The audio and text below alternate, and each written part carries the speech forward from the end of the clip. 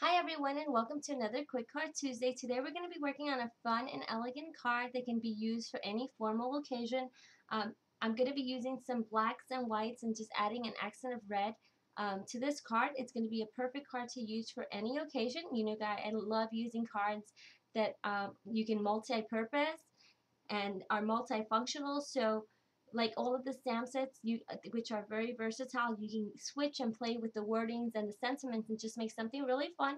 So I'm going to show you today how to use the vintage Halloween stamp set along with the vintage and traditional holiday stamp set. We're going to use this fun border that's within the vintage Halloween stamp set, and then use the season's greeting from the vintage and traditional holiday stamp set. So let's put these over to the side and show you how I put this together.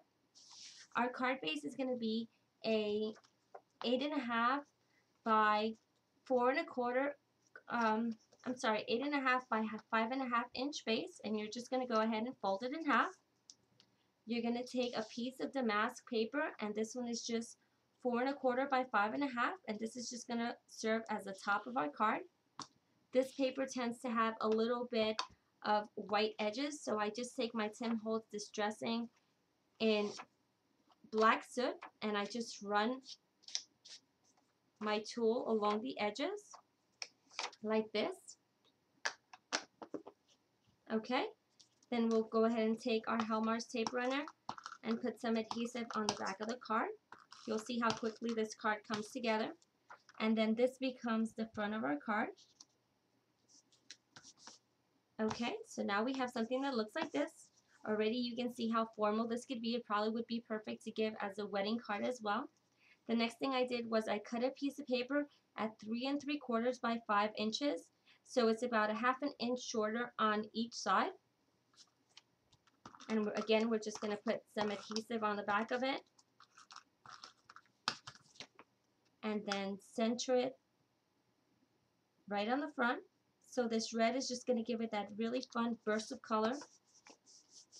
Now I'm going to move this over to the side and we're going to go ahead and work on our stamping.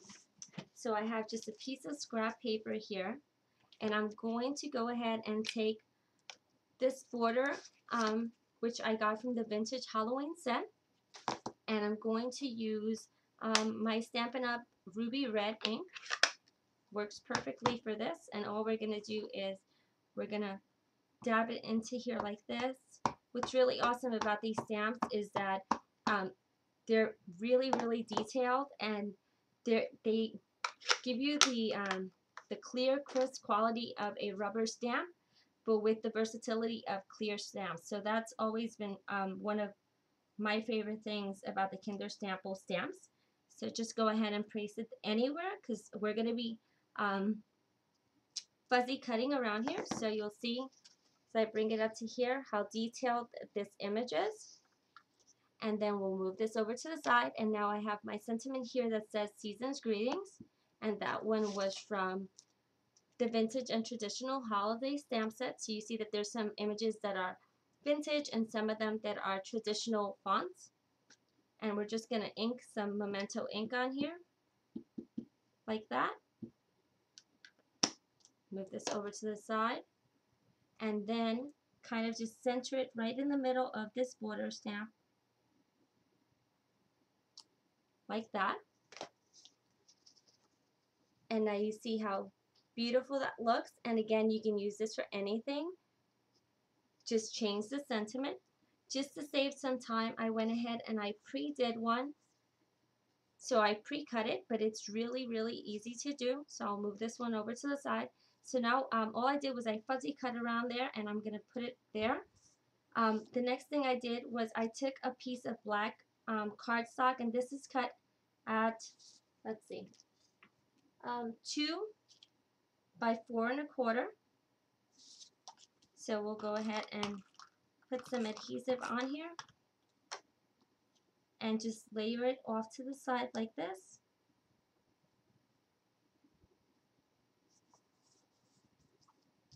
Okay, and then I cut another piece of paper that was cut at 1.5 by 4 1/4, and I'm going to layer this one right on top of here. And again, because it is damask, There is a little bit of white edging, so I'm just going to run my Tim Holtz Distress Ink in Black Soot on there. Really quick and easy.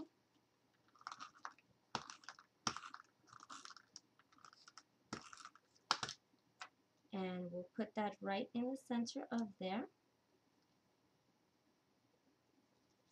Then the next thing we're going to do is we're going to take our sentiment and we're going to put it about 3/4 of the way down, and I'm going to use some of my zap dots to put them on there so it'll give it some dimension. So I'm going to just put, probably 3 would be enough. They're pretty generous size, so they work perfectly for this type of image. So we'll just move this over like this. Okay. And then I'm going to put it somewhere along here. And then you guys see how really pretty this looks already. And then if you want to add a little bit more detail, I'm going to add a piece of really pretty ruby red ribbon. And all I do is make 2 little bunny ears like this, cross it over, and then tuck this loop through the hole. I know many of you probably already know how to make a bow, but just if anyone else is having some little questions about how to make an easy bow, that's how I do it. And then I kind of just play with it. Generally comes out pretty good. Just sometimes the loops, depending on what kind of project I want, may be a little bigger than what I'm looking for. So I just kind of work with the loop and with the knot in the center. So I have something like that. And then I'll just take my scissors, which I have right here, and all I do is I fold the bottom and then I just cut it at an angle so you get something that looks like that, and then I do the same thing on the other side. So just fold it in half and cut it at an angle like this, and there we go. We have a pretty little bow that looks like that. And now I'm gonna grab another zap dot, and I think I'm gonna use a little itty bitty one. So let's go ahead and use one of these. It's one of the 1/4 inch circles.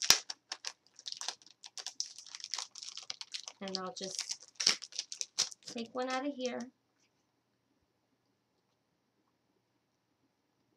Perfect. And we'll put this in the back of our ribbon like that and kind of adhere it here.